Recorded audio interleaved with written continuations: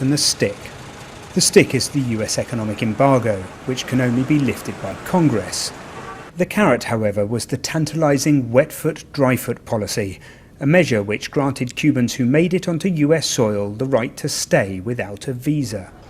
Tens of thousands of Cubans made the journey every year, with many risking their lives in the Florida Straits in inflatable rafts or unseaworthy vessels.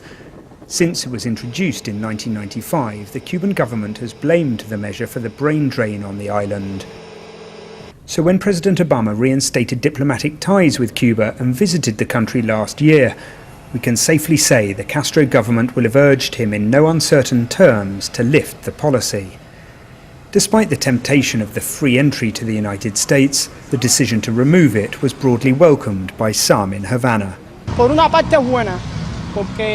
the one hand, it is good because we as Cubans, we are more certain that we cannot go through this route and there won't be as much loss of human life, nor so much blood spilling in the sea. For every boat that goes there are thousands and thousands of Cubans who take crazy blind risks without knowing if they can survive or not. It was hurting our young people especially. Among the majority of people who attempted the journey, there was a large percentage of failure and loss of life on the way. For their part, the Cuban authorities echoed the statement from the White House and applauded the move, particularly a decision to lift a policy which encouraged Cuba's doctors and nurses to abandon the country. What we see in this joint declaration is an important step for Cuba's national interest, but also for the national interest of the US.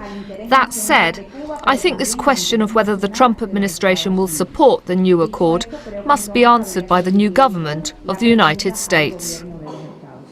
Perhaps the key line about this change is revealed in the statement from the White House.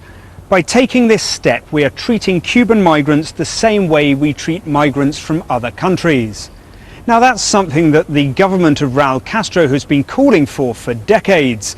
But undoubtedly there are Cubans out there who would have been hoping to use the wet foot, dry foot policy one day and who, on hearing this news, had their hopes dashed for a future in the United States.